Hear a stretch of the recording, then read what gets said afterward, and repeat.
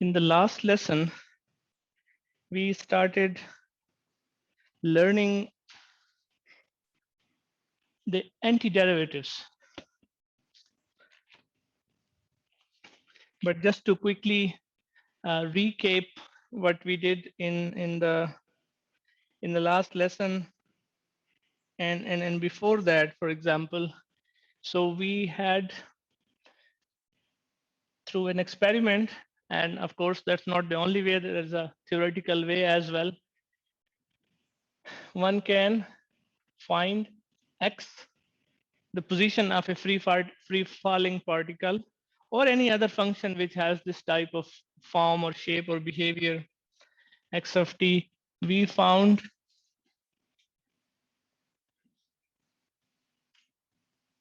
a function that describes how position depends on time, and then we use the derivative to calculate velocity and to calculate acceleration.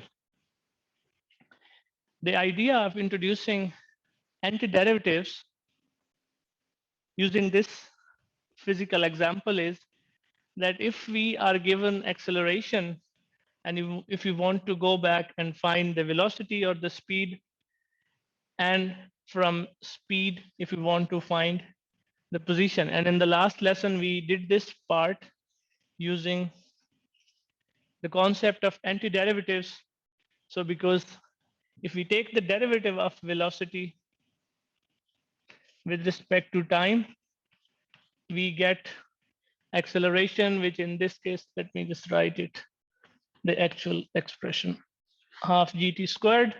And if you, and then this is vt is equal to gt, and then the derivative gives us just g.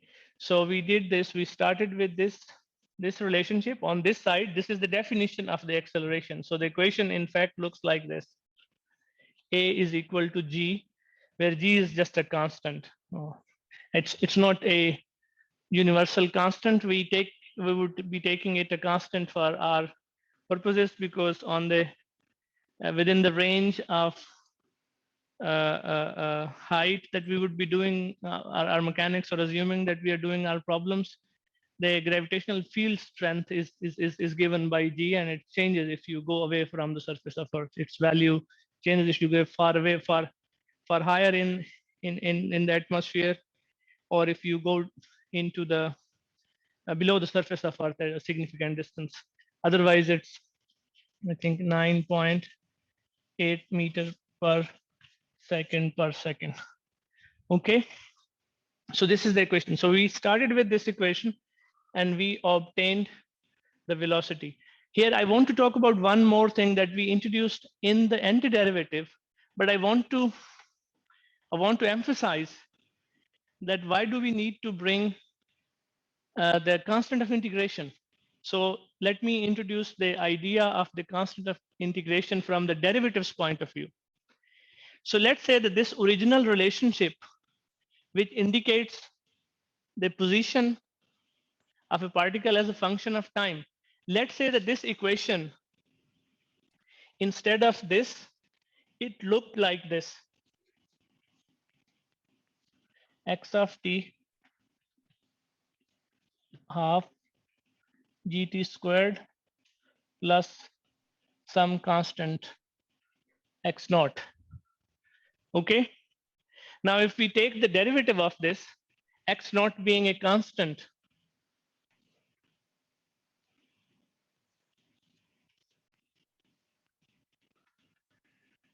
that would be gt. That's it, right? Because the derivative of a constant is 0. So look at the final answer of taking the derivative of this function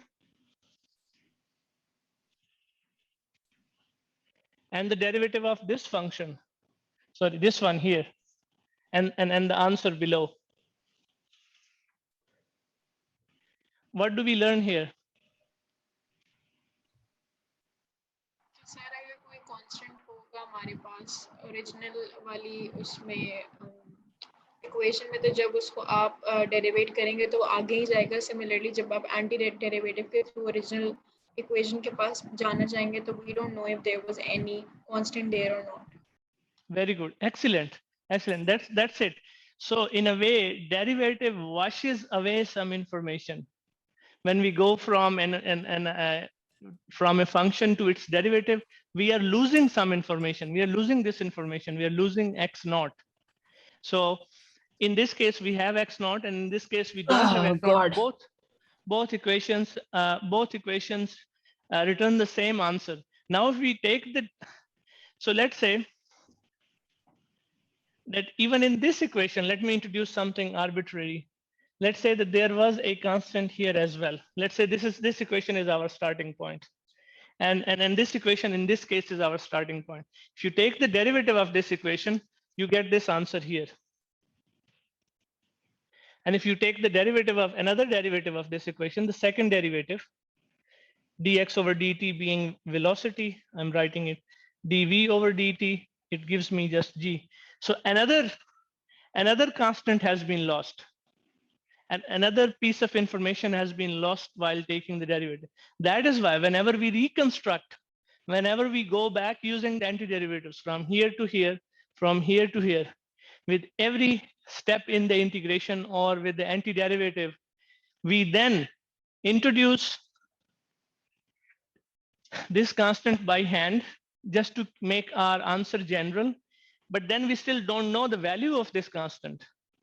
And then we use the initial conditions, the boundary conditions, to find the value of this constant. This constant, when we do this in the reverse process, is called constant of integration. Hassan Ali.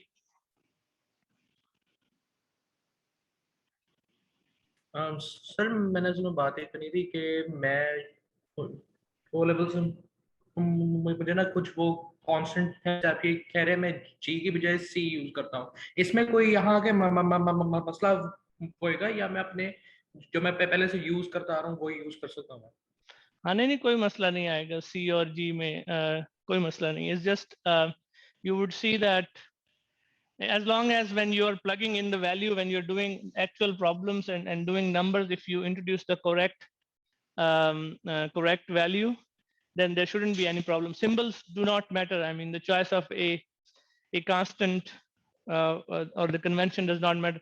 Of course, if in your homework you are writing, you're denoting something with C or K, and when you actually mean to write a variable, then that's a problem because I would assume that you're introducing a constant, and if you're thinking that this is a variable, so you need to just keep up with just the most common conventions.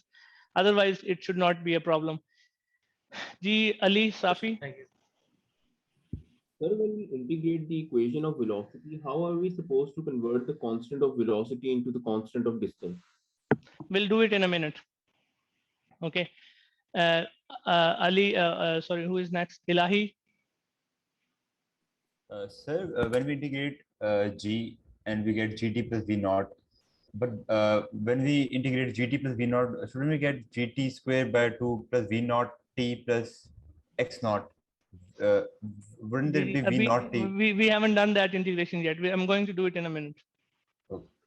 Okay. I'm just explaining here the concept of constant, that if you have, for example, if you derivate this equation, you won't get v naught. I just introduced it by hand at this step to make this point clear that every step you're losing some information. Okay. So even you wouldn't be able to go from this equation to this equation. This is incorrect because I have introduced v naught, and v naught would not appear if this is the starting point. But I'm just making the point that Hassan, if your question has been answered, please lower your hand. So I'm just introducing that derivatives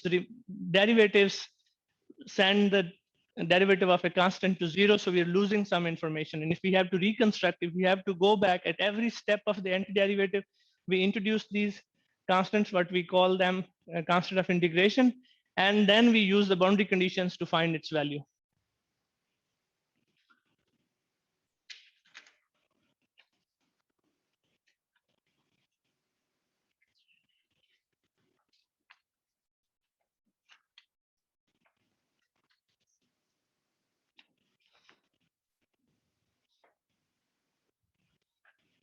For example, in the last lesson, we did this. dv over dt equal to gt. Then we guessed several solutions, and finally we settled with this solution, with this antiderivative as the most general one, k, gt plus k, where k is the constant of integration. And then we used the boundary conditions, and we said, let's evaluate v, let me just write it, v of t. So let's evaluate this answer, and you can verify that this is a solution of this. By the way, an equation like this is called differential equation. You would learn that in mathematics, and you learn them to solve as well. So if this is the equation, and if this is a function which satisfies this equation, usually this is called solution of that differential equation, but we don't need to learn all that terminology. Let's say that v naught, v of t is the antiderivative of this quantity. Okay. Now we take the boundary condition. The boundary condition can be the initial conditions, the conditions, the prevailing conditions, or the given conditions at the start of an observation. Okay.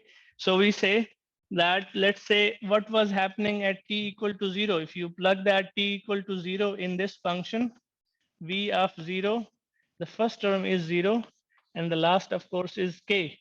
And that means that this is how we find a constant of integration using initial conditions. Now the constant of integration turns out to be whatever the speed was at t equal to 0. So I chose to denote it with v naught, but I guess in O levels or A levels books, it's written as u, and I think in FSC it's denoted as v sub I, where I stands for v initial, the initial velocity. So that doesn't matter whatever you like to, whichever symbol you like to choose, just be consistent. Okay, so once we have obtained this, then we can write this equation as v equals v naught, which is the value of k, plus gt. And this is one of the equations of motions that you are all too well familiar.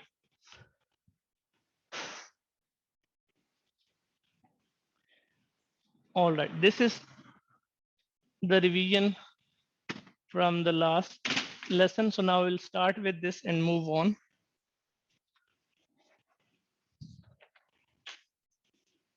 So if you have any questions regarding recitation, should we come to you in office hours? Ji? If you have any questions regarding recitation questions, should we come to you in office hours? जी क्या question है बता दें वैसे. Sir वो Taylor series को prove नहीं कर पाया मैं. कोशिश करूंगा मैं इस लेक्चर के एंड पे करवा दूं. I'll extend the lecture beyond the usual time. Those of you who can stay, please stay, and those of you who have to go can watch the video of this lecture later on. I will answer a few questions related to the recitation in this at the end of this lecture. One of them is the Taylor series I would address. Let me see what else I have. And then I would, let me see. I'll do Taylor series. I would do a little bit of how to graph a function, and then its derivative, and then its next derivative. Okay, so this is something that we didn't have it in the recitation or anywhere, but I think it's very important to be able to just see the graph and be able to plot its derivative. That's also I would cover, and I would try to introduce some of you, and it would be available in the video, to a little bit with the glow script. Okay, so please stay by after we end at 1:45. Ji Faruqi. Hello, sir. Am I audible? Ji. Sir, I wanted to ask कि जो equation of motions हैं, तो हम लोग हमें formula sheet मिलेगी उसके लिए, या are we supposed to remember most of the formula? No, I don't know that. I have to ask Dr. Adam.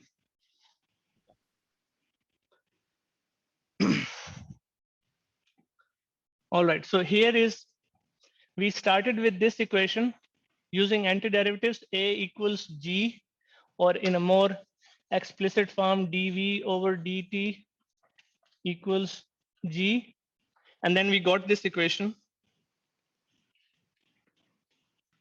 V naught plus GT. Now you remember V naught comes from the idea of the constant of integration. Now what we want to do is we want to go back to X. We want to find X of T. Okay.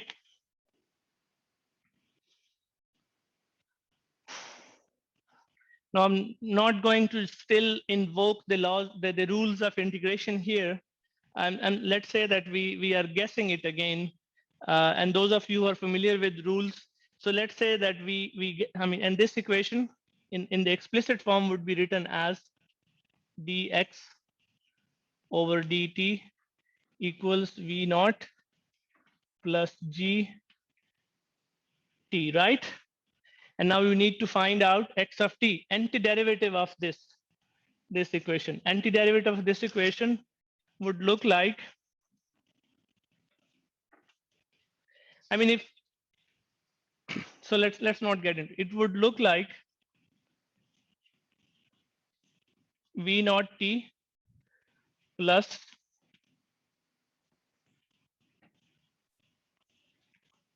half gt squared plus a constant of integration k, or we used k before, let's call it c, whatever. All right. So first of all, so I just guessed this solution, let's say. But to make sure that this solution is correct, you plug it back in this equation and then make sure that it agrees with it. So we should be able to, from this solution through derivative, we should be able to get this equation back. Using this operator, we should be able to get this equation out. So let's first verify that this solution is correct. dx over dt. Now we know the rules of derivative. This would be v naught. This would be gt, and the derivative of a constant is 0. And we do get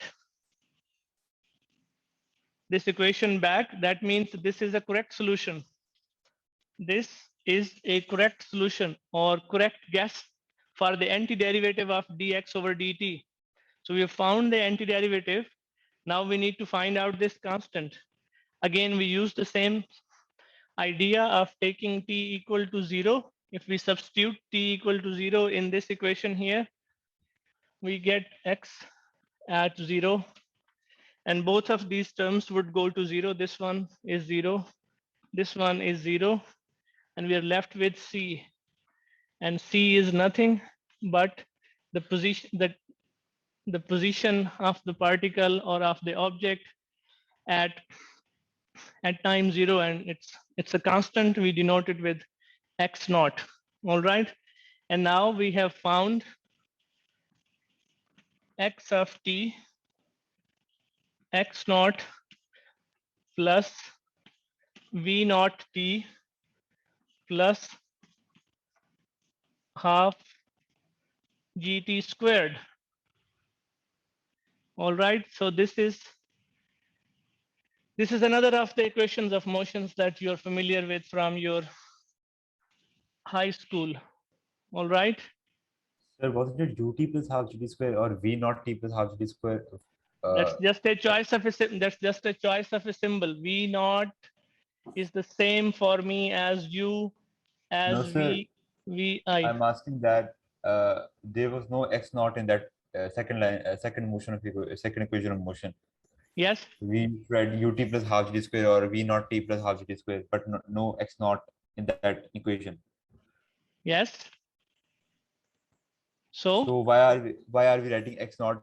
I know we are writing x naught because we integrated it, but in that equation, second equation of motion, we used to write ut plus half gt square or simply v naught t plus half gt square and not x naught. We did not include x naught in that equation.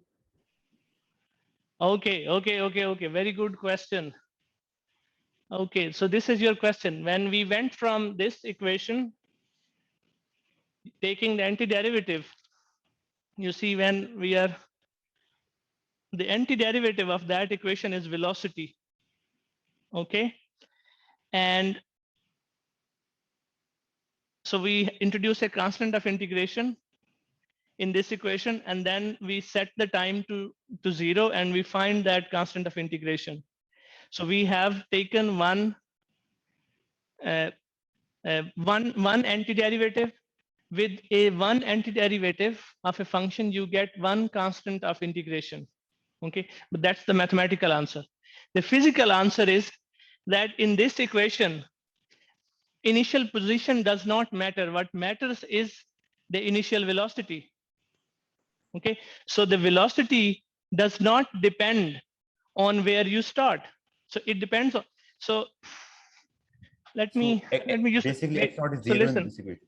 listen. If you have this particle which is falling, the most complete description of its velocity does not care the initial height of this object.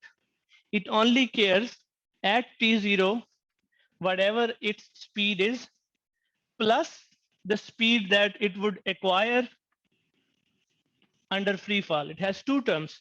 This term tells you the initial speed plus whatever speed that it acquires. You set the time to 0 and the acquired speed goes to 0. However, v remains v naught, which is the original speed. At what speed it was falling when we started our observation. Velocity does not depend on the position. This is the physical answer. And I'll answer this question in a third way because I understand why it is so confusing. Then look at the position then. The position depends on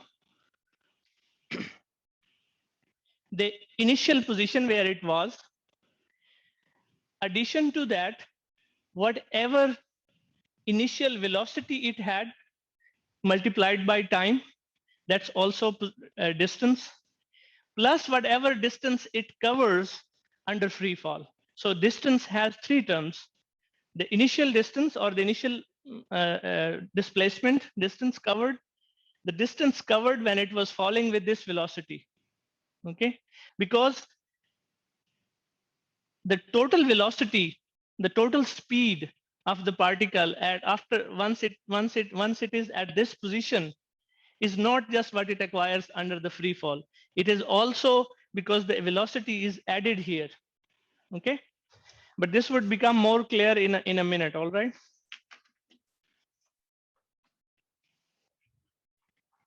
If you take this equation and take a derivative of it, okay, so the derivative of it,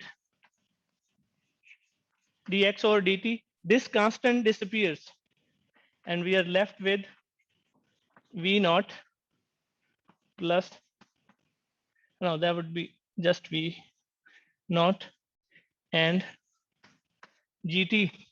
You take another derivative.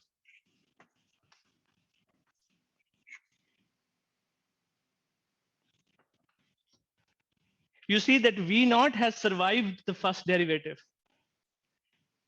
Only x naught has disappeared. And now you take another derivative and v naught disappears and we are left with only g. Right? And if you take another derivative, since g is a constant, that would give you a 0 answer, and that would mean that acceleration is constant. A third derivative of this would give you a 0 answer. That means we have constant acceleration.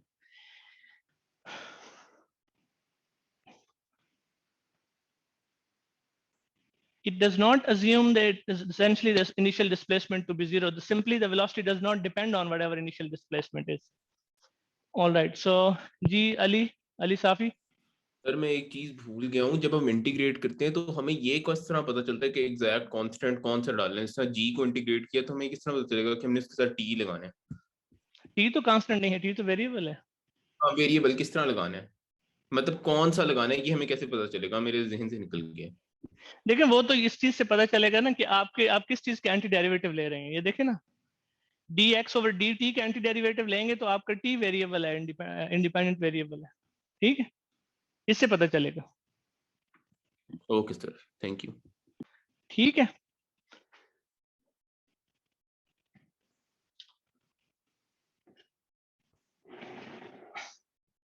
so now so far we have we have gotten two equations of motion, right? This one, v equals v naught plus gt. And let me say one more thing about each of these equations. These equations are only valid if g is constant, if the acceleration is constant. And one more thing, sorry. This equation we calculated, or we got to this equation using a very special case, the motion under free fall, right? But this is general, and it's true even for motion in the horizontal direction, okay? Under other in different circumstances. And the most general form of this equation is v equals v naught plus at. Okay. This is the more general form. So it's applied to motion in any direction. It doesn't have to be only motion under free fall. It's a special case that motion under free fall, acceleration a becomes g. Okay. And the same is true for this equation here. It is x naught plus v naught t plus half a t squared.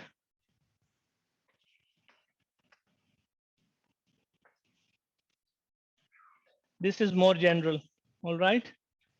And I don't think at FSC level you get the x naught in your equations, right? And maybe in your FSC you denote x of t with s somehow and write this equation in a slightly different form. Nevertheless, this is the most general equation. And again, these equations are true under the assumption that acceleration is constant, does not depend on time, or does not change as time goes by.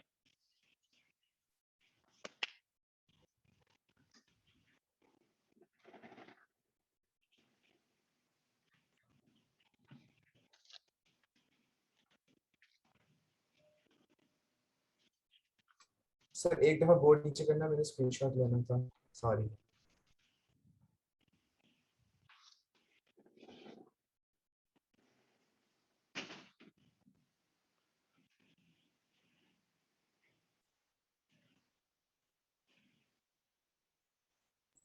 Done sir.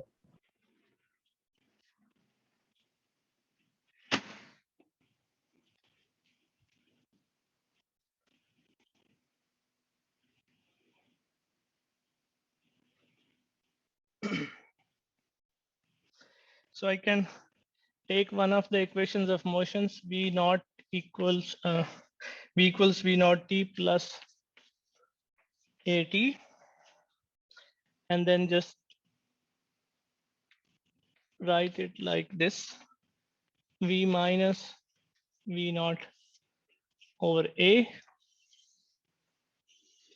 So I have separated time as a function of, or as it depends on v in terms of v minus v naught over a. Sir, and then vt not t. जी Sir, v naught के साथ t लगा हुआ है. Oh, sorry. Thank you. All right. And then we have the other equation. I'm going to just the other equation that was just on the previous board, x equal to x naught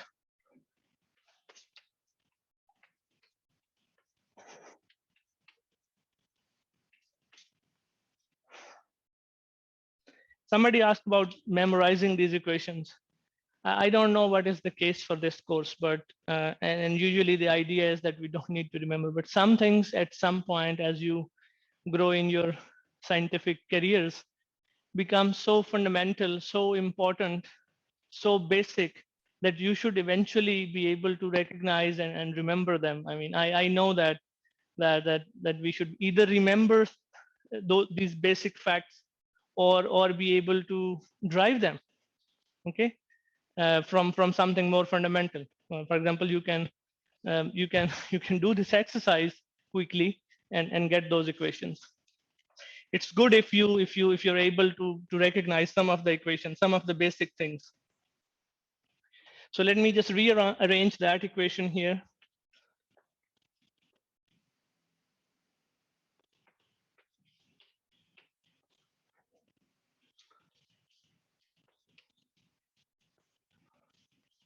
All right, just rearranging that equation. And now I'm gonna substitute the value of t from this equation.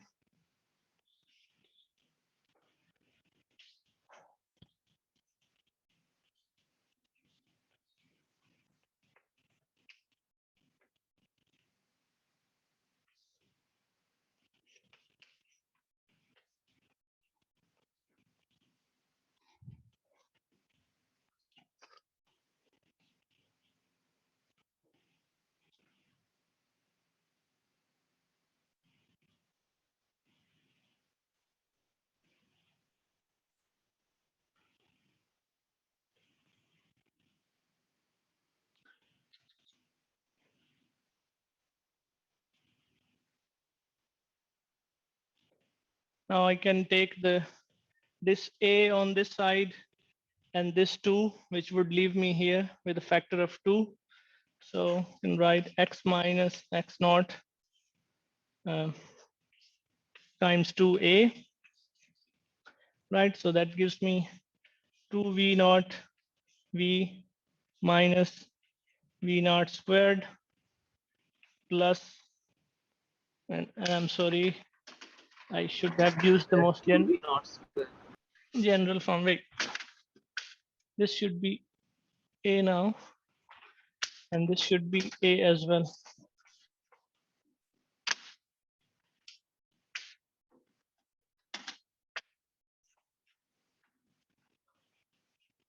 जी आप बताएं।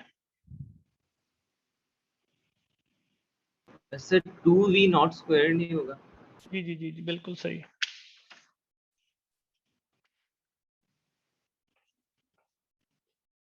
ठीक है, so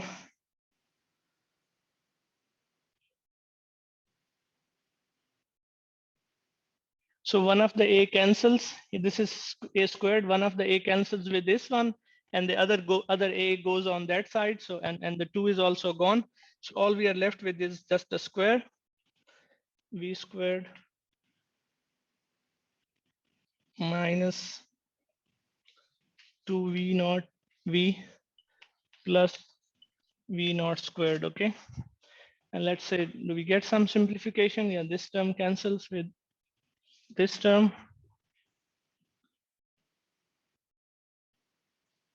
minus 2v naught square है। जी sir वो square होगा minus 2v naught square। Okay, so then we are left with, so this adds to this, we are left with v squared minus v naught squared, right? Okay, and on this side we have 2a x minus x naught, and if I can rearrange all that, I can write it here. Let's say v squared v naught squared plus 2a x minus x naught.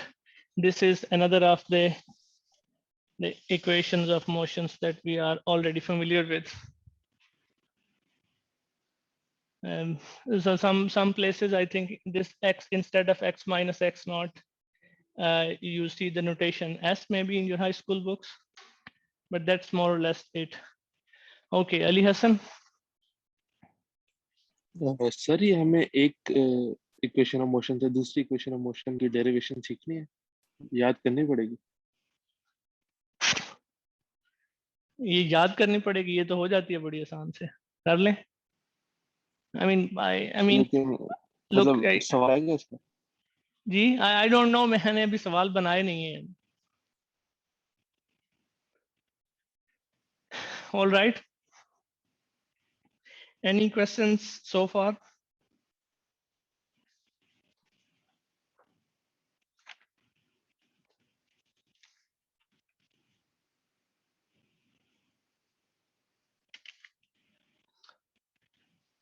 Okay, ji Daniyal. Ji sir, ये जो x not है और v naught t है, तो sir इनको same नहीं होना चाहिए। v नॉट t अगर स्पीड का फॉर्मूला है तो speed into time should be equal to distance, तो उस x नॉट नहीं आ जाना चाहिए? तो क्या होना चाहिए? x नॉट सर वो इक्वल क्यों नहीं है? वो क्या क्या रिप्रेजेंट कर रहे हैं जो टॉप पे अच्छा, इक्वेशन लिखी है? ये वाली इक्वेशन यहाँ पे आप बात कर रहे हैं, सर इधर ही। और ये वाली, ठीक है। ये फर्क ये है दानियाल के, देखें ये जो टर्म है ये टाइम के साथ लिनियरली ग्रो कर रही है, ठीक है, और ये कितना ग्रो करती है that depends on the velocity, ठीक है। ये तो एक इनिशियल डिस्टेंस है, स्टार्टिंग पॉइंट पे जितना डिस्टेंस आपने पहले कवर किया हुआ वो आप ऐड कर लेंगे। True, actually all these three terms have to have the dimensions of position, otherwise this equation would not mean anything, it won't be physical, okay. So even this term has the units of position, you can verify that.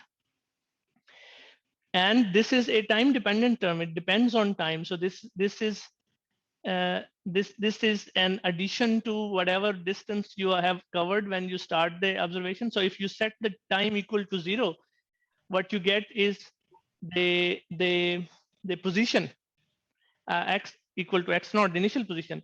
Now if you set the acceleration equal to 0, let's say your object is not accelerating, moving with the constant velocity, okay, so then this term would give you the additional distance that it would be covering, and this term would give you the initial distance, so the two would be added to give you the total distance.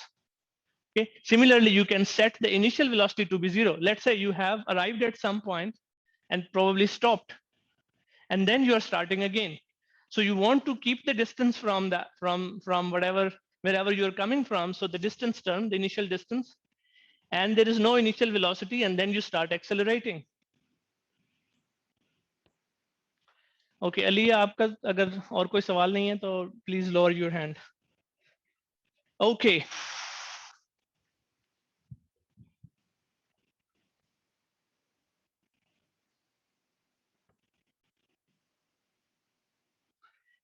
Now we look at the antiderivative from another point of view. So we have looked at the integral integration or the antiderivative or whatever names you're familiar with.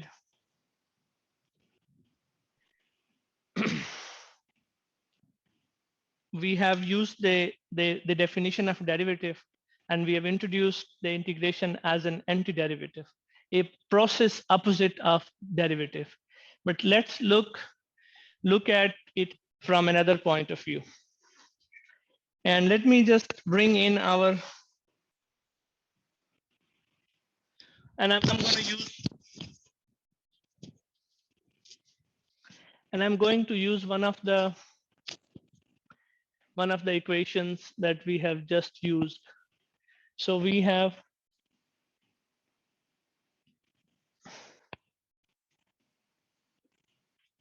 dx over dt equals gt, and this is nothing but velocity, okay. And in this exercise we're going to again try go from v or from this to x. We want to find the distance covered at a given time. All right, so let me make a plot here. Sir, G क्या चीज है? G is the gravitational acceleration.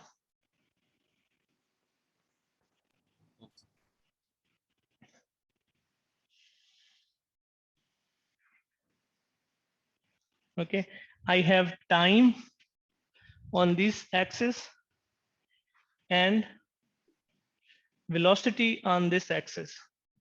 Okay, v of t, which is gt, right? And as you can see that as time goes by, the velocity increases linearly.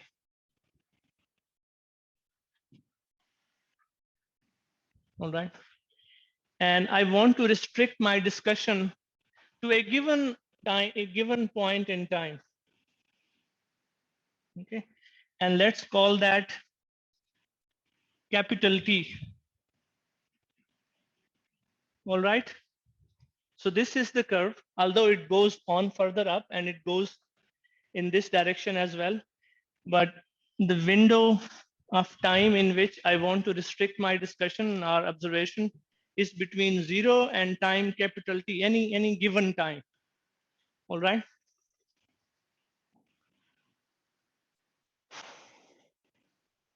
Now our objective, don't take your eyes off or minds off of the original objective, which is to find x of t. And we have just explained that you can do some antiderivative process, which was using a guess that if we could do an antiderivative of this equation, v equal to gt or dx over dt, we can find x of t, okay? But I'm going to use a different approach, a different technique, all right? So what I'm going to do is I'm going to divide time into small intervals. Or first, let me mark small points in time which are separated by small intervals, okay? So let's say this is T1, this is T2, this is T3, just another up to a point where this interval here is Tn. So I divide my time into n points and n intervals, all right? Now around every interval, I can choose a time distance, a time interval like this. I keep the time point in the middle of the interval, okay? So this is delta t. This is another delta t, equal intervals, okay? So this is delta t. This is again another delta t. And I get n such intervals, all right? And I look at what would be the distance covered in each of these intervals, okay? And I can write it, the distance at time t until time t, that is when we get in time to t capital. The distance covered, of course, would be sum of the distances covered in these intervals, right? And I call it x1, the distance covered in first interval. x2, the distance covered in the second interval. x3, the distance covered in the third interval. xn, the distance covered in the last interval, okay? That would be the distance. But if we assume that during this distance, this small interval of time, okay, although the velocity is not constant, you see it's different. It's different at the beginning of the interval and it's different at the end of the interval, okay? But we make an approximation.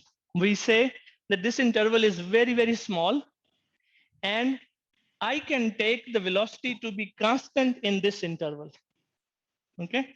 And I say that the velocity is, or the speed is v t1. Whatever the velocity at the middle of the interval is, I take that as an average velocity of this interval. Let me just correct this a little bit.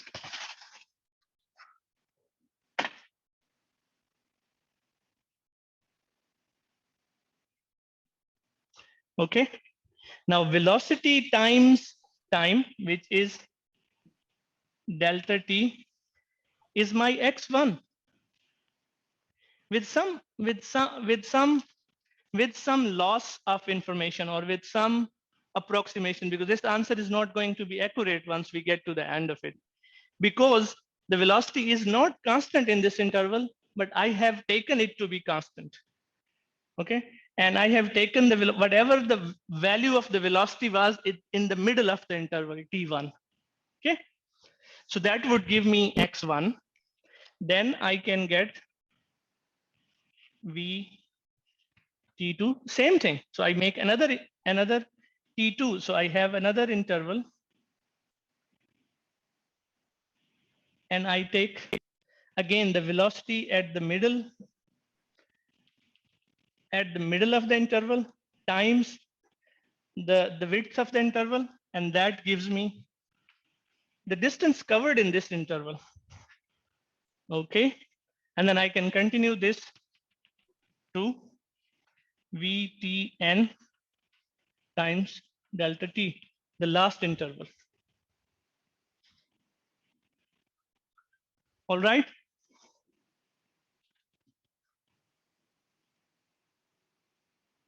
Sir ji sir ये आपने जो middle interval है इनको delta T से क्यों multiply किया? कौन से मिडिल इंटरवल है? सर ये जो T1 T2 और T3 4 जितने भी हैं मिडिल इंटरवल्स जो हैं उनको डेल्टा टी से हमने क्यों मल्टीप्लाई किया? कहीं पे भी डेल्टा टी से मल्टीप्लाई नहीं किया, t1 को तो कहीं भी मल्टीप्लाई, t1 तो यहाँ यूज भी नहीं किया। सर ये डेल्टा टी जो इसके साथ लिखा हुआ है ये वैसे यहाँ ही है पे कि आपने? यहाँ जी पे सर। देखें डिस्टेंस का सबसे बेसिक फार्मूला क्या है? ये नहीं है वी स्पीड टाइम। ठीक है, तो अगर मेरी स्पीड जो है वो t1 है और टाइम डेल्टा t है, तो ये डिस्टेंस के लिए ठीक नहीं है। सही है सर, सही है। तो ये देखे ना, इतना मेरे पास टाइम इंटरवल है, इस टाइम इंटरवल में शुरू में स्पीड ये है या वेलोसिटी, और एंड पे इस इंटरवल के वेलोसिटी ये है, और मैं ये नहीं कैलकुलेट कर सकता क्योंकि ये फार्मूला तब दुरुस्त है जब ये v कांस्टेंट हो, टाइम पे ना डिपेंड करता हो। तो मैंने क्या किया है कि मैंने कहा है कि यार ये मेरा इंटरवल बड़ा छोटा सा है और यहाँ वाली स्पीड और यहाँ वाली स्पीड में फर्क तो है अगरचे, लेकिन बहुत थोड़ा सा है and I can ignore it. ठीक है, तो मैंने क्या किया कि और फिर भी मुझे वेलोसिटी की कोई वैल्यू तो लेनी है ना इन सारी वैल्यूज में। तो I have decided to choose कि इस इंटरवल के मिडल में वेलोसिटी की जो वैल्यू है ना मैं वो ले लेता हूँ। ठीक है, तो मैंने वो ये वेलोसिटी, ये speed times the time interval or the time that gives me the position or the distance covered in the first interval of time. And then we can go on. Okay, so up to n. Sir ji ये velocity time graph है ना? जी बिल्कुल sir, उसके distance निकालने के लिए 1/2 से multiply नहीं करेंगे? नहीं, 1/2 से क्यों मल्टीप्लाई करेंगे? वो तो देखें जी, एरिया अंडर द ग्राफ नहीं होता? जी but will get there in a minute. जी अरसलान सर ये जो तो हम लोग बेसिकली रेक्टेंगल्स ले रहे हैं और सबके एरिया ले रहे हैं ताकि बिल्कुल ये अप्रोक्सीमेशन मिल जाए एक। हाँ जी बिल्कुल, ये देखें कि ये जो रेक्टेंगल्स में बना रहा हूँ इनकी जो विड्थ है वो डेल्टा टी है, और इनकी हाइट देखेंगे यहाँ से वो सर लेकिन इस अप्रोक्सीमेशन से हमारे पास थोड़ी सी एक्यूरेसी नहीं हो जाएगी, क्योंकि जाहिर है आप ट्रायंगल का एरिया रेक्टेंगल से अप्रोक्सीमेट तो नहीं कर सकते without some left over area थोड़ा सा। हाँ जी बिल्कुल, तो इसलिए तो बताया कि अप्रोक्सीमेट है। सही है सही है सही है सर, इट्स नॉट एग्जैक्ट। जी और अपना हाथ नीचे करें ताकि फिर मैं अगले उसको बुला सकूं, whoever has the question। ठीक है ठीक है, तो we are, it's not an overestimation, we don't know because we are leaving some area here as well। But let's not get into the area discussion just that, okay? So let's see that in this way I can calculate. So now let me relax one more condition. Initially, when I divided and made these intervals, I divided the whole process into equal intervals. Ji Umar, Abdullah. सही हम दरमियान में interval के velocity ले रहे हैं तो v1 of t1 और 2 नहीं होगा जी सिर्फ हम v1 ऑफ t1 और 2 नहीं करेंगे अगर हम दरमियान में वेलोसिटी ले रहे हैं इंटरवल की नहीं, ये तो फंक्शन है ना, यहाँ पे वेलोसिटी की वैसी वैल्यू डिफाइंड है। ये देखे ना, ये वेलोसिटी एक्सिस है ना, ठीक है। तो ये just we have to read it off the axis, ठीक है। इस पूरी लाइन पे तो ये जहां पे इसको इंटरसेक्ट कर रही है, हम वही वेलोसिटी की वैल्यू ले रहे हैं, ठीक है जी उमर। सर ये vt1 फंक्शन है ये भी? जी ये फंक्शन है ना, vt is equal to gt, ये फंक्शन है ना, ये लीनियर फंक्शन है, एक स्ट्रेट लाइन आएगी इस तरह का फंक्शन प्लॉट करेंगे तो। Okay thank you. ठीक है। Now initially when I did this division, I made my intervals to be equal. That's why in every term I have delta t, but they don't have to be equal. They have to be small. That's the only condition, but they can be different. One rectangle can be a little bigger and the other one can be a little smaller. And in that case, then I can write this equation v of t1 delta t1, a different interval, plus v t2 delta t2, and so on, and v tn delta tn. All right. And then I am sure most of you know that there is a short form to write this sum, and that is the Greek letter, the Greek uppercase sigma, starting with I equals 1 to n, and v t I plus delta t I, and let me just remove the equality here. So this is approximately equal to x at t. Okay, now this is a very compact notation, very useful and helpful, but it can be a little bit difficult to first comprehend. If you, so the rule of expand, the way to expand the summation is, that's where it makes more sense to write it in these terms. Just start operating or just start opening this summation. Take the first value of I, the very first value, the lowest value here, start with 1, plug 1 in here, and that's your first term. Then go to the next 2, and then before you go to 2, add a plus, start a new term, and then add 2 to all this expression wherever I appears. That's where you get the second term, and that's this way you get the third term, fourth term, and eventually all terms. Okay, the expression here and this. G? What have you written on top of the sigma sign, sir? N.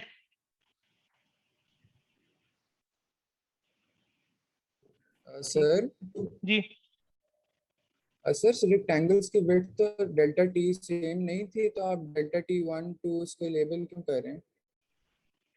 Ji sir मैं कह रहा हूँ rectangles की width तो same नहीं थी सारे rectangles की delta T. Yes, initially I took it as the same width, but I have relaxed that condition and the rectangles can be of different width. अच्छा ठीक है, थैंक यू। Okay. जी अपना हाथ नीचे कर लें अगर सवाल पूछ लिया, और अगर आप पूछना है सवाल तो जी अनामता आसिफ। अनंता सर मैंने पूछना था कि आपने I is equals to 1 लिखा, लाइक I का मतलब इंटरवल। दोबारा नहीं मुझे समझ आई, आपकी ना बहुत गूंज आ रही है, बहुत एको हो रही है आपके। Am I audible now? A bit better.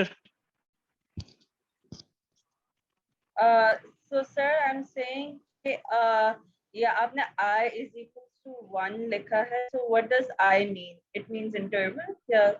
Oh no, it's an index. Okay. So okay. So let me use more space, and I know that this can be confusing because if you have not been introduced before. approximately I equals 1 to n. This basically tells you that the summation starts with 1 and ends at n, and the index is I, which appears as a symbol in the rest of the expression, VTI plus, times delta TI now. And now you see this. Now we have to open this sum, okay? And this is how you open it. You drop sigma, okay? You take this expression, whatever is left with, and you start with the first value of I. Take the value of I and plug that value everywhere in the expression, okay? VT1 delta T1. And once you are done doing that, that's your first term. Then you do a plus, and then you increment I from 1 to 2. So you go to 2, and then you start writing, repeating the process all over again. So wherever in the expression you have I, you replace it with 2, and you get the second term. We would be using a lot of sums a lot of the times in this course. So this is important that you get it. Okay. And then you keep iterating until you get to n. And both n and 1 are inclusive in this. So you have to have the first term and the nth term. And then you get Tn delta Tn. All right.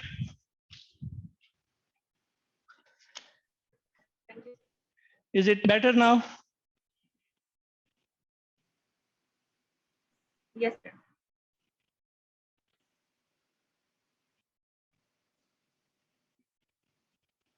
To just make relaxing the width wali term to make it more general.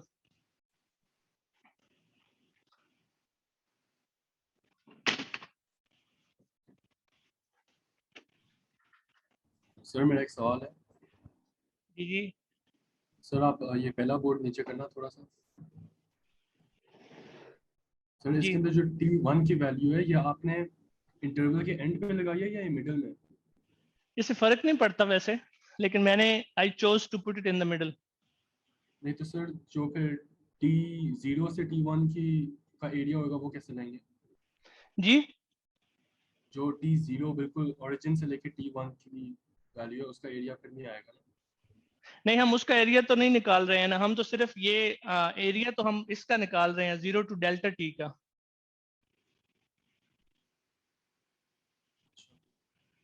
ठीक है I have chosen देखो एक ना दूसरा graph भी बन सकता है इस तरह का ठीक है you could take T1 जैसे आप सोच रहे हैं T2 and then इस तरह की रेक्टेंगल्स बना लें ठीक है इस तरह की रेक्टेंगल्स बना लें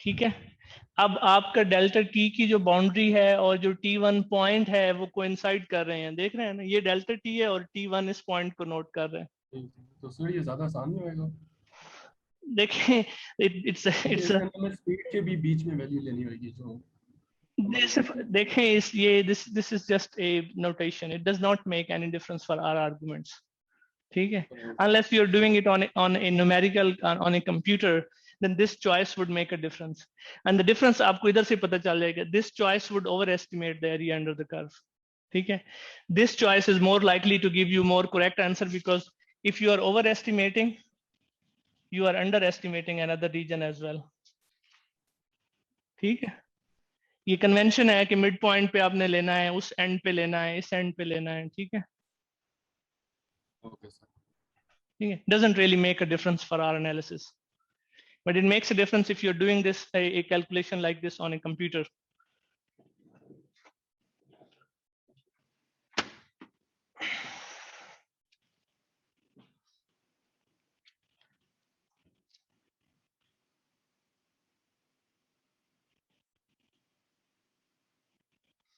so we have arrived at x of t again it's approximately equal to I1 n V T I times delta T I. All right, so most of you have already complained that this is not exact. Yes, this is not exact.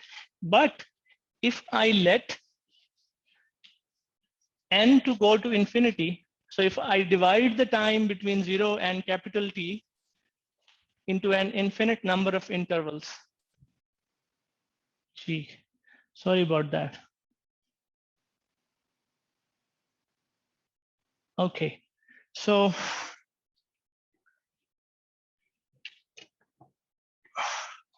let me just reiterate what I was saying. So if I let my n to go to infinity, which is the number of intervals between 0 and t, capital T, and that would make the delta t, the interval, shrink to 0, approach to 0, not 0. So the interval does not go to 0, it approaches 0. So my rectangles become very, very small. Okay, and that means I would have more rectangles to work with, but they would become very, very small. As smaller and smaller they become, I have better and better estimation of the velocity, because then I would be approaching the instantaneous velocity limit. Okay, and the instantaneous velocity times a very small interval would give me an accurate area at that point, an accurate estimate for the position, so on and so forth.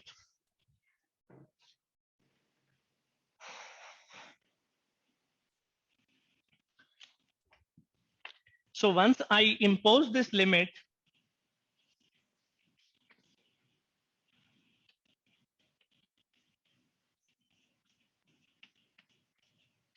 limit delta t going to 0,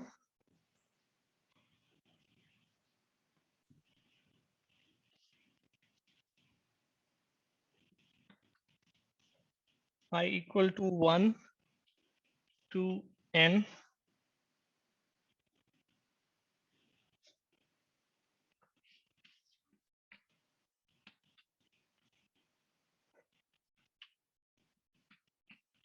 delta t I, then this relationship becomes exact.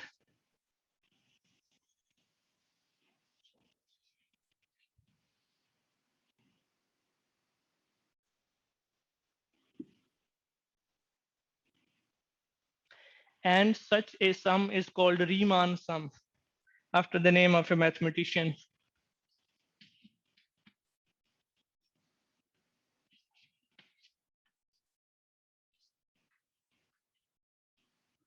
All right.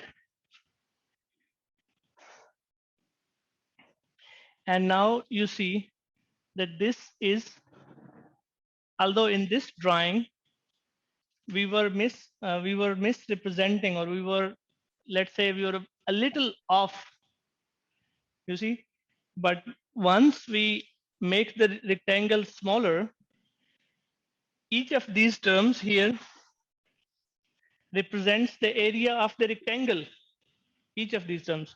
And then we are adding each of those terms in this sum, which means we are adding the area of each of the rectangle in itself, so that we have this until we get to capital T. So what this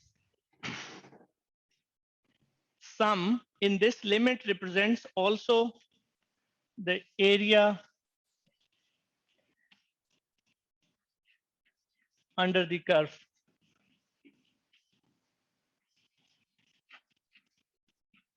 But keep in mind, it represents the area under the curve in the range 0 to t in some limit from it between 0 and t, okay, on the time axis. Area under the curve.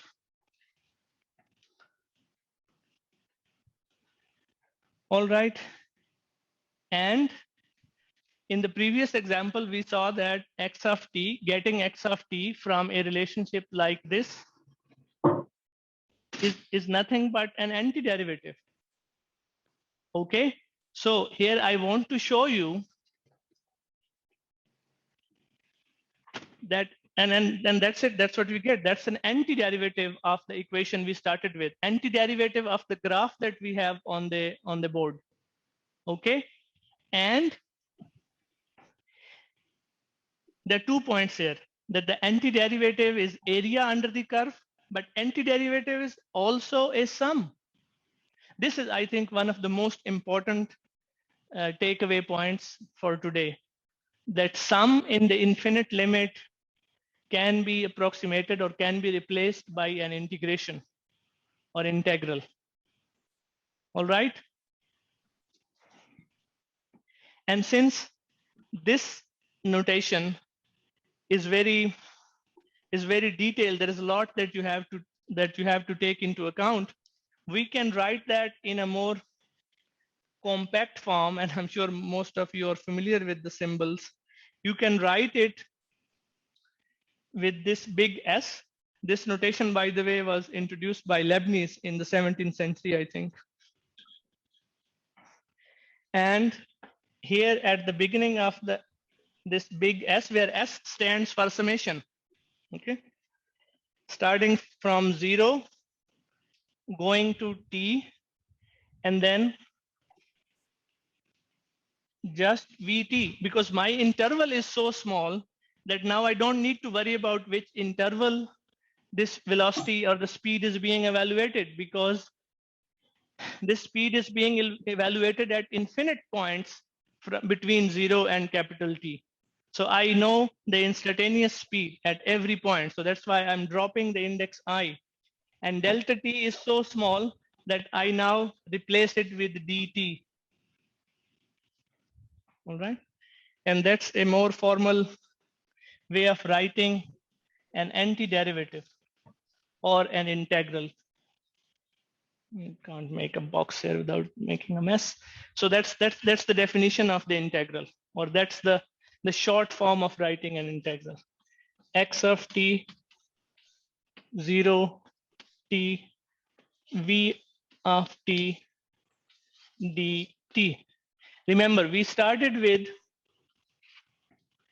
v of t equals gt, and we wanted the antiderivative of vt. So whatever function you want antiderivative of, you plug that in here, then you choose a range over which you want to calculate its antiderivative, and then you plug that here multiplied by dt, and that gives you, that's a symbolic or more formal way of writing an integral.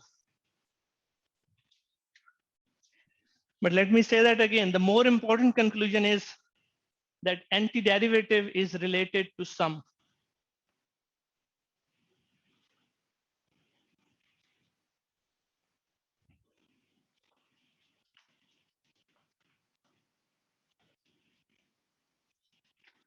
And this symbol should remind you of that every time you write it, this big S, that it's a sum. Sir integration का symbol नहीं है ये? जी integration का symbol ही है, but it's a capital, it's a stretched S. That integration is a sum, and that's what we have shown here.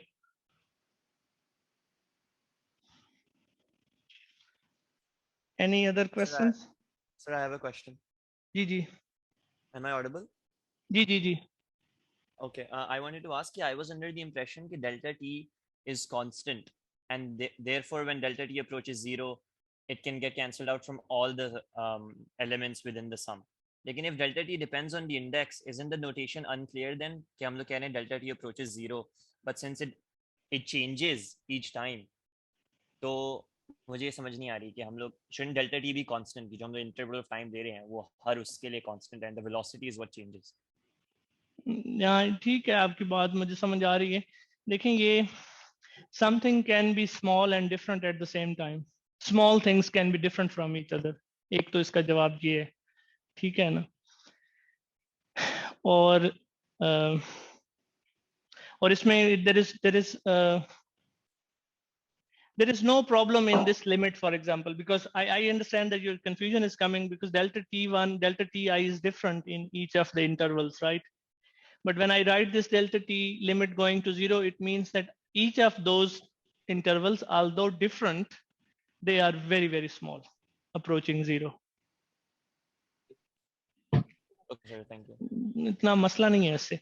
अच्छा जी, can you please explain the sum and antiderivative thing again? That's it. So that a sum is, I mean, I don't know what is your confusion here, but what I'm saying is that a sum in a limit where the interval over which you are adding the summation terms is very, very small, then that sum is nothing but the integration or the antiderivative. Romeo, Romeo. Ji? Noman, Abid, आपका mic open है.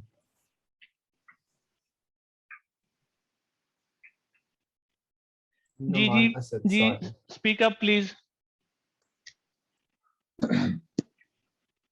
Hira? Yes sir. Sir मैंने आपसे पूछा था कि delta T D T कैसे हुआ है. Delta t is a finite interval, and dt indicates something that's a d. Then when when the limit has been taken of delta t going to 0, dt is a very, very small interval, and here it really does not do much in this notation, except for it makes sure that the antiderivative is with respect to this variable. Somebody asked in the beginning of the lesson that how do we know which variable to use in the antiderivatives?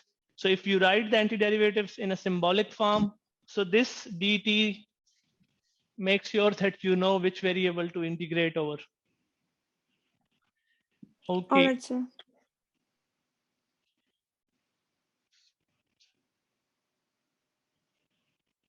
Sir मैं पूछूं? जी अब्दुल्ला, एक minute.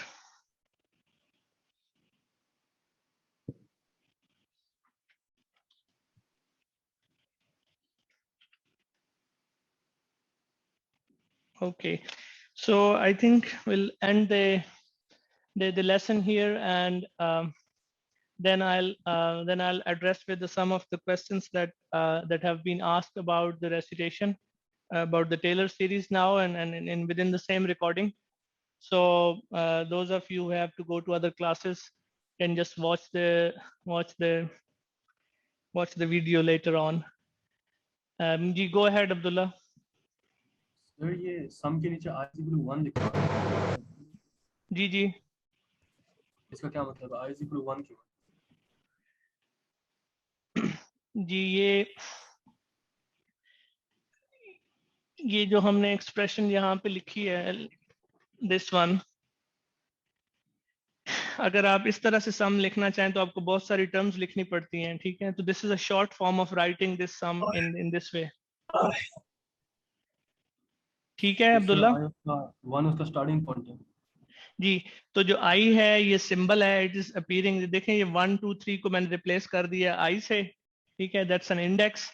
ठीक है ना, ये हर term का हमें बताएगा कौन सी टर्म है. तो i जो है ये that's where the summation starts and n is where summation ends. तो आपको अगर ये रिकंस्ट्रक्ट करना है, इस तरह एक्सप्लिसिट सम निकालना है, तो आप क्या करेंगे? You take this expression after sigma, and wherever you find I, you replace I with 1, you get the first term. Then you go to the next term plus, and then you move on to the next value of I, and wherever you see I in the expression, you replace it with 2, you get the second term, so on and so forth. Okay. All right. Now, if there are no more questions, I would start with a little bit about the Taylor series that was quite popular demand.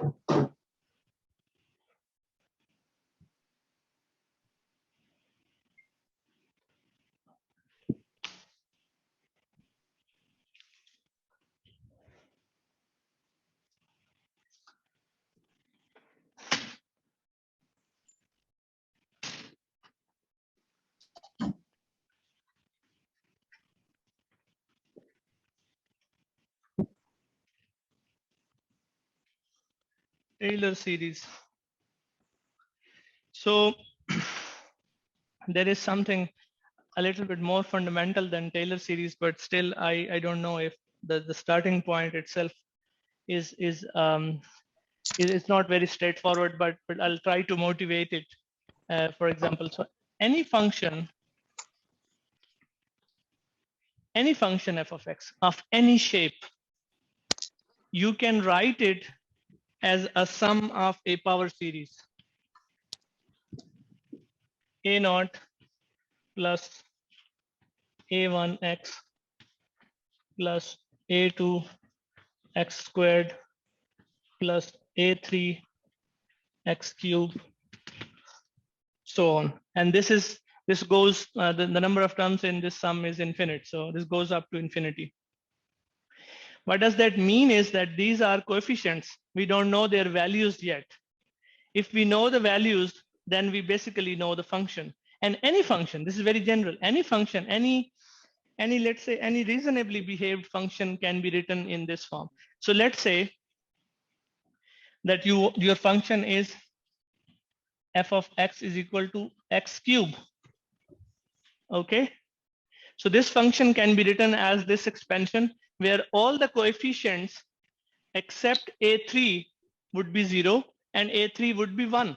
So you can write this function in these terms like this. And So there is wouldn't this only apply for polynomials? No, you can write the power series of other functions, other transcendental functions as well. All right, sir. Actually, Taylor series this is not Taylor series, this is a power series.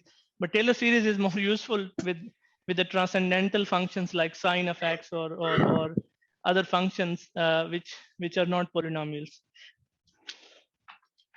So here is a little bit of a visual motivation for this. So, I mean, what I'm saying is that you can write an arbitrary shape function, express an arbitrary shape function in this sum as in this power series. And why do I say that is because, let's say, the first term is just a constant. So let's say here you have x and here you have f of x. Okay, the first term is just a constant. The second term passes through origin and is just linear. I'm plotting each of the terms. Okay, the second term is a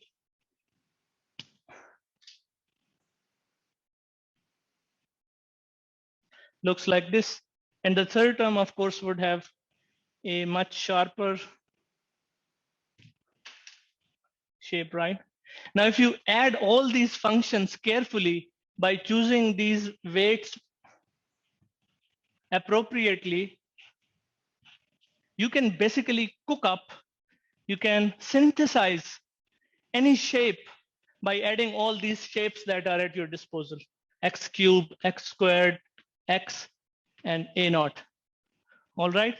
So that's the motivation, more or less, that I have for you to believe or to accept that any function can be written as a power series of this shape or this form. And once you're comfortable with this concept, then just a matter of, then this is just a very simple calculation that gives us the Taylor series. So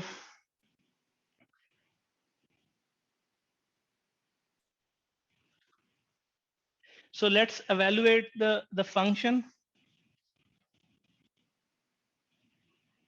at x equal to 0.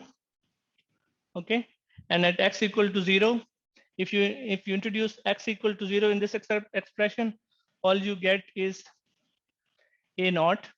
Okay, now you see the only unknown in this Taylor series or in this series is these coefficients for any function. Whenever, because I have a general function here, whenever we have a peculiar function, we can always try to find these coefficients. So that's what we are trying to do. We are trying to find these coefficients, and we have already found the first one. The value of the function at x equal to 0 gives you a naught. Okay. Now let's take the derivative of the function. If you take the derivative, the first term would be 0. The second term would be a1. The third term would be 2a2x.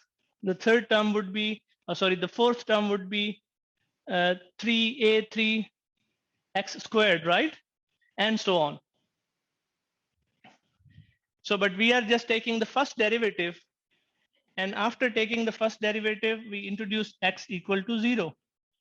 Oh, sorry, by the way, I forgot to mention that this power series is centered at x equal to 0. This is very important. Otherwise, the definition would be different. This power series is centered at x equal to 0. Okay. Otherwise, these terms would look like if it was centered elsewhere, let's say on a. So each of the x would be replaced by x minus a in this expression. All right. So coming back to the first derivative and then introducing x equal to 0. If you take the first derivative, this term 0, and the rest of the terms have x except a1. So that's the only term that would survive. So you have a1 equal to first derivative evaluated at x equal to 0. And then, so we have found the second coefficient. And then you can find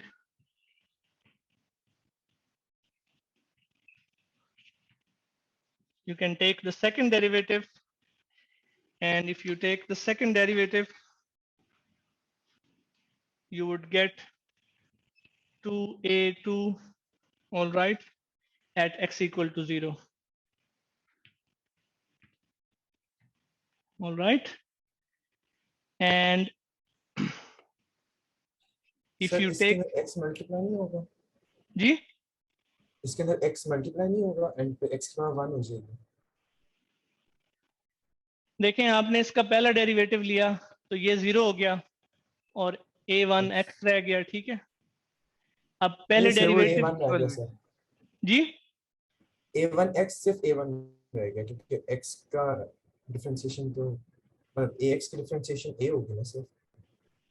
समझ नहीं आ रही आपकी बात की sir अगर हम एक variable की डिफरेंशिएशन करते हैं तो मतलब उसका जो कोएफिशिएंट होता है वो रह जाता है सर। दोबारा बोले, मुझे आवाज नहीं बड़ी क्लियर आ रही सर फॉर एग्जांपल हमने f of x is equal to gt जी जी ठीक है, हम जब इसकी डिफरेंशिएशन करेंगे तो फाइनल आंसर हमारा सिर्फ g रह जाता है जी। तो उस तरह जब हम ax स्क्वायर की डिफरेंशिएशन करेंगे तो फाइनल आंसर 2ax नहीं रहना चाहिए। देखिए मैं with respect to x differentiation कर रहा हूँ तो इससे अच्छा सर आप 2a to x नहीं होगा जी 2a to x भी रह जाएगा ना एंड में यहाँ पे जो आपने डिफरेंशिएशन की है ये वाली 2a to x ये वाली जी इसमें फिर सर ने 0 पुट किया है तो वो x खत्म हो जाता है। देखें एक मैं कर देता हूँ एग्जांपल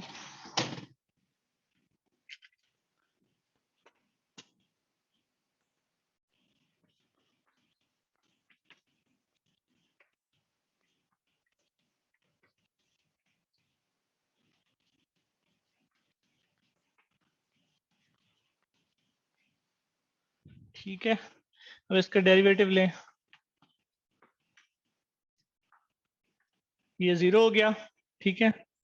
ये a1 होगा, देन 2a2x, ठीक है। तो सर ये हम पूछ रहे हैं कि x लगता है तो हाँ जी देखिए ना आप फॉलो अलोंग, ठीक है ठीक है। 3a3x स्क्वायर्ड, राइट, ठीक है। अब दूसरा डेरिवेटिव लें,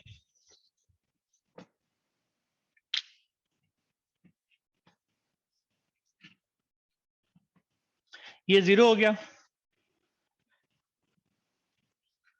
2a2 प्लस ये क्या हो गया 6a3x, ठीक है ठीक हो गया सर। ठीक है। Now take x equal to 0, ठीक है। अब बताएं कौन सी टर्म बचेगी? सर सिर्फ a1 this goes to 0, this goes to 0, ठीक है। अब इसकी लें लिमिट नहीं है, सॉरी, सब्स्टिट्यूशन करें x इक्वल टू 0, तो तो अब कौन सी टर्म बचेगी? सिर्फ 2a2. This goes to 0 and all the higher terms would go to 0, okay, because all of them have x. तो क्या बचा? 2a2, यहाँ क्या बचा? a1, यहाँ क्या बचा? a0. और अगर if you take the third derivative at x equal to 0, ठीक है, and I think that would be ये 6 बचेगा, ठीक है, तो that would be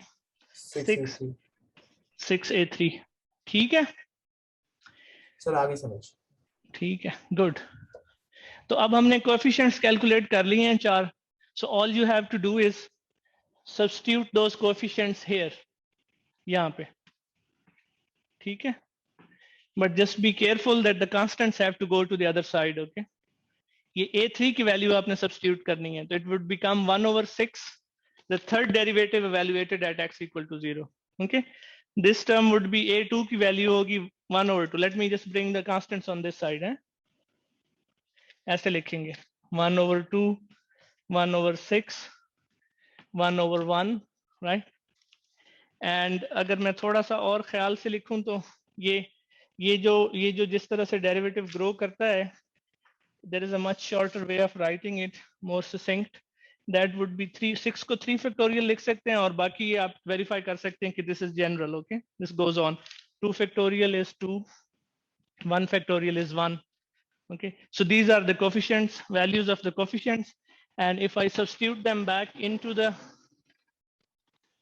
into my original power series, then I get something like this. ये a0 की value है, the function evaluated at 0 itself plus the first derivative of the function, ये a1 की वैल्यू है, evaluated at x equal to 0, and ये तो वो चल रहे हैं ओरिजिनल आपके जो पोलिनोमियल की टर्म्स है, पावर सीरीज की टर्म है, ठीक। Then you have the second derivative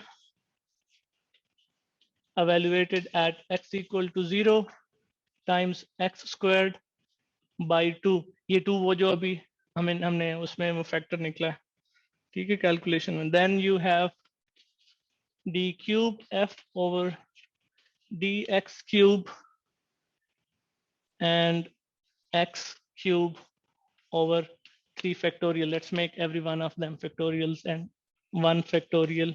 और इसमें you could write 0 factorial because you know 0 factorial is 1. ठीक है, तो that's your Taylor series. ठीक हो गया सर. सर आगे तो पहले वाला बोर्ड दिखा दो सर, सबसे पहले वाला बोर्ड दिखा दो.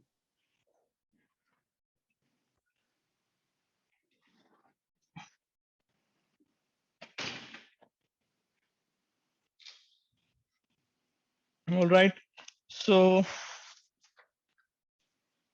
sir, if it says to show the Taylor series, we do all this working. G. If the question says that show the Taylor series. यार हम नहीं पूछेंगे. Question would not say it in this course. I promise you. Okay. I'll make sure. In your recitation, there was a question. It said show yes, that. Yes. We would not ask that question. I promise. Okay. Okay, sir. Thank you. Okay. Yes, but if you're asked, this is one way of one way of showing. Okay.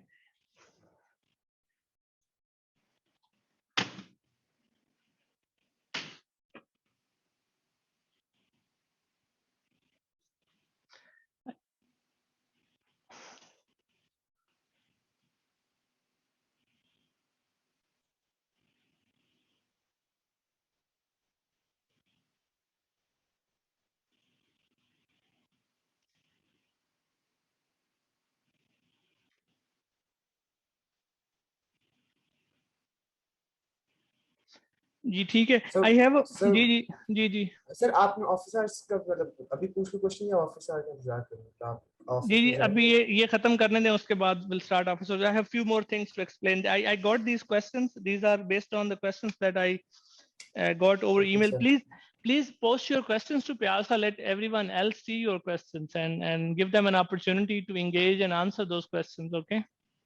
I'm watching the space and it's totally fine. You can even post anonymously. I'm not sure if you would be anonymous to me. Just a warning, don't get caught off guard. But you surely can be anonymous to your peers.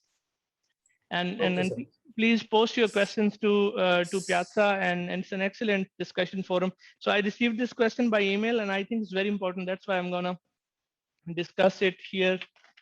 I'm going to erase it.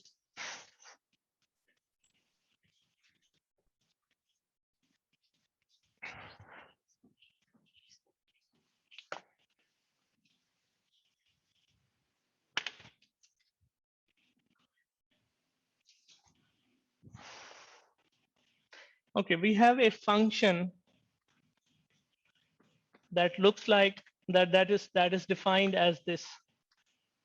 Okay, the people present here, how many of you have seen this function, know how to evaluate it? Please say hit yes and no from the nonverbal response. If you have seen this function, have worked with it, or know what its graph looks like.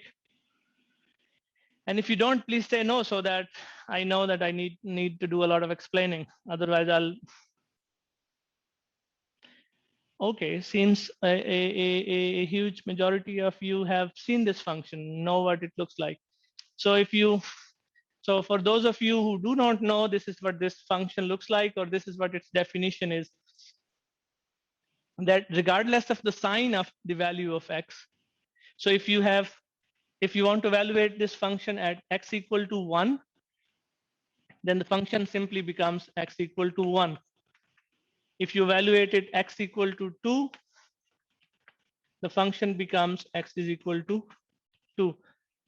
But if you evaluate it at x equal to -1, then f of x is nothing but 1 again. So even for the negative values of x, you still get the positive. So it takes all the values of x and keeps the positive values as such and changes the negative values to positive. That's what this function is doing. And if you want to make a plot of this function, and this is very important that you know and you are able to sketch, make graphs by looking at the functions or equations and looking at their mathematical expressions. So we have x on this side, and we have f of x on this side. Now, if x is 0, of course, the function is 0. If x is 1, the value of the function is 1. If it is x is 2, the value of the function is 2, so on and so forth. And we get a straight line as you would expect. It's a linear curve in this region. Now you go to the negative x-axis at -1, the value of the function is still 1. At -2, the value of the function is still 2. And at -3, it is still 3. So we get a function that looks like this.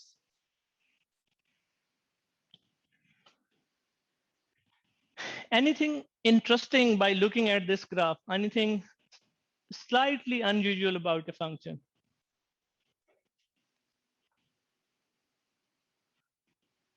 Anything that you usually don't see with functions?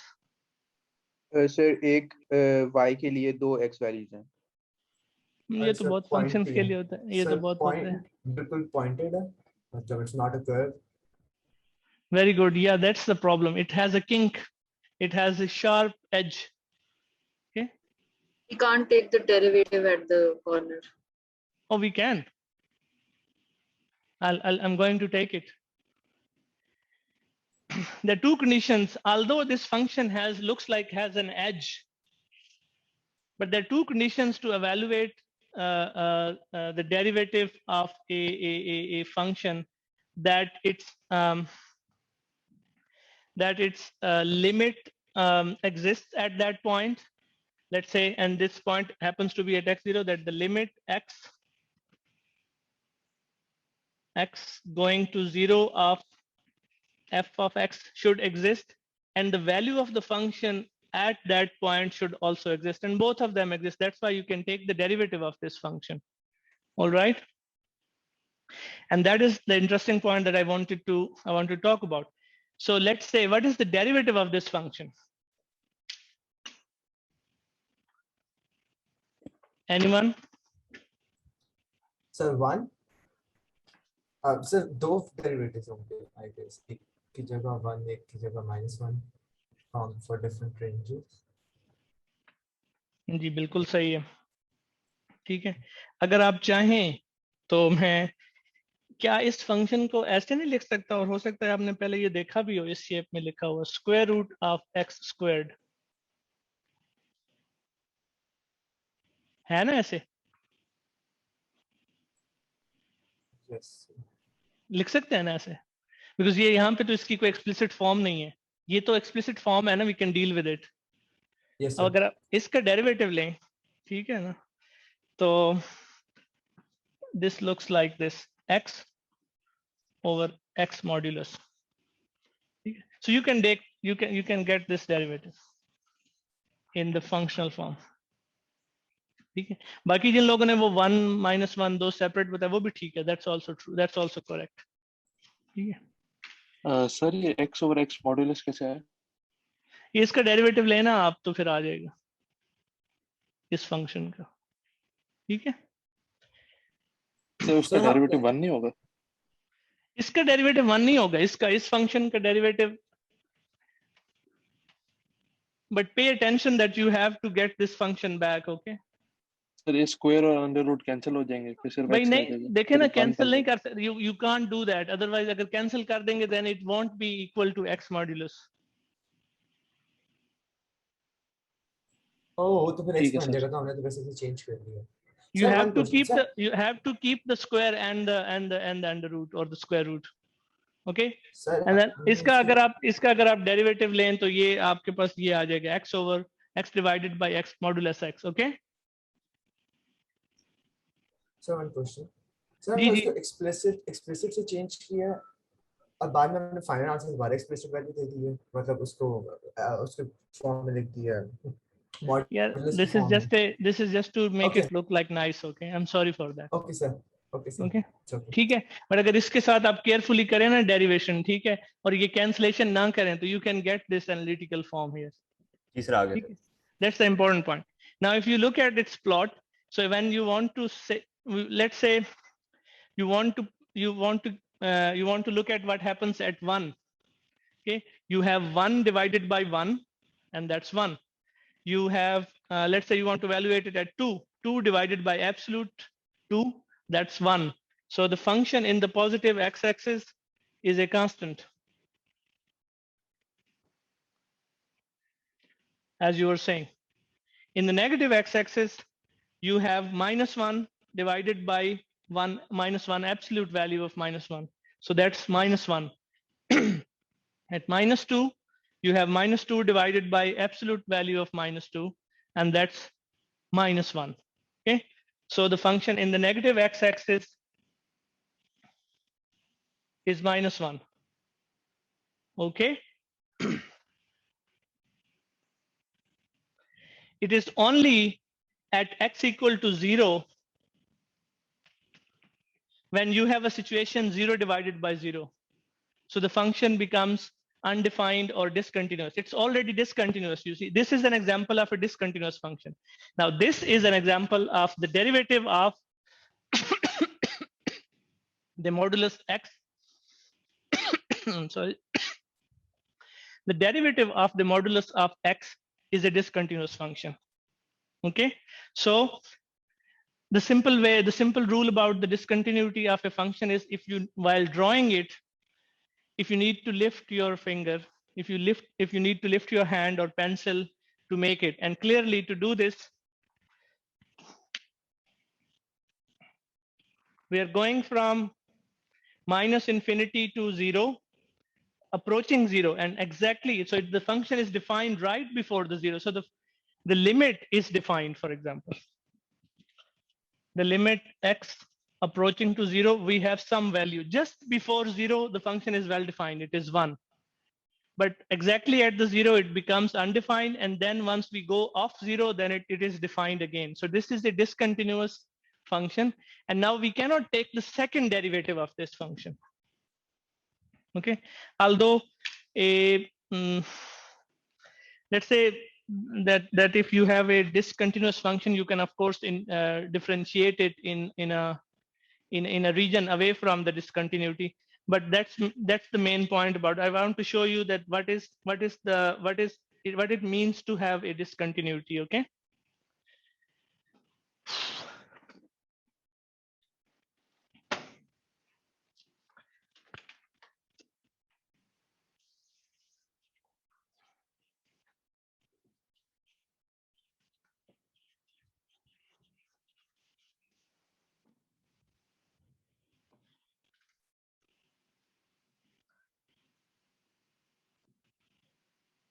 Yes, and some of you were suggesting that can we write it? Yes, you can write the derivative of the absolute function like this as well. It is 1 for x greater than 0, and it is -1 for x less than 0. And you just deliberately exclude the x equal to 0 situation. Okay, so another thing.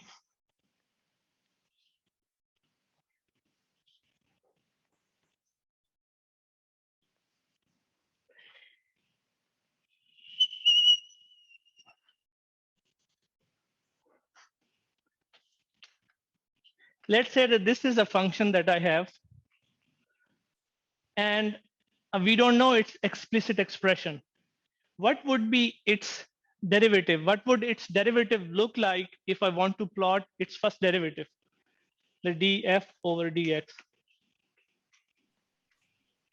Constant. A constant, Straight very line. good. Straight line. So it would be just a straight line. That would be the derivative. Okay. Let me take another example, let's say.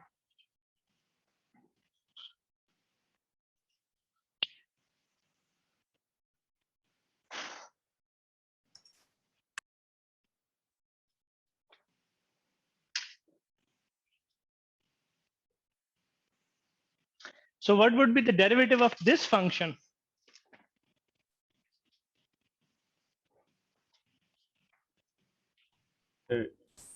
Constant, 0, constant. So constant multiplied by variable. Curve, a line, a slant line. It will be constant and 0, then constant, I guess. Ek minute. A straight line basically.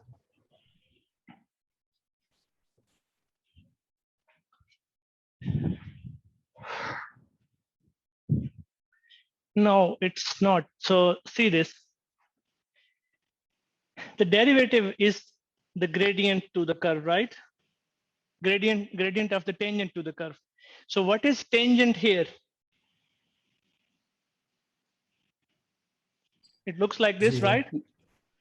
And the gradient of this tangent is 0. So that the derivative would be at 0. But what is the gradient of the curve here? Some positive number, right? Some positive number, not constant, because it's just at this point, okay? So at this point, the derivative would have some non-zero value, right? And as you come down, let me just smooth it.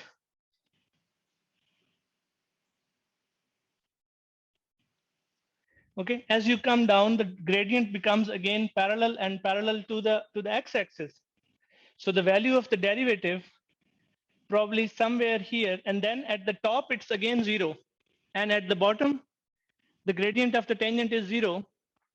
So what I can do, so what does that mean? That the derivative goes to maximum in the middle somewhere, and then it becomes 0 here. The derivative is definitely 0 here in this limit here, and very small close to this point, and then it increases because the gradient is becoming more and more steep. Okay? Yes, sir. So the derivative would look something like this in this region. Okay. Okay. Now look at this one here. So what is the gradient of the tangent in this region here?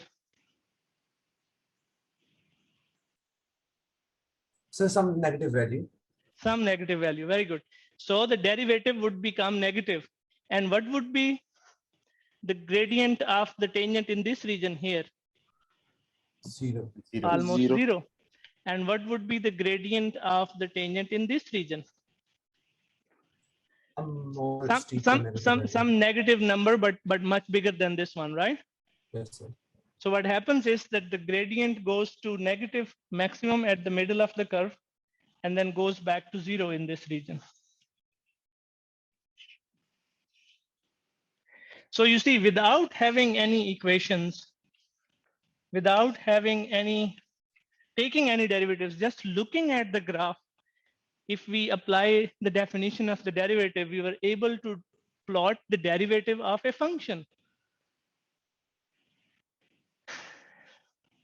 And we should be able to do it as physicists. When we look at a curve, we should be able to quickly see that what a derivative would look like. This is very important, very useful, and very handy. You don't really always need to have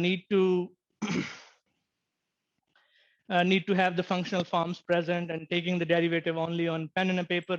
This is very important ability. Okay. And yes, sir.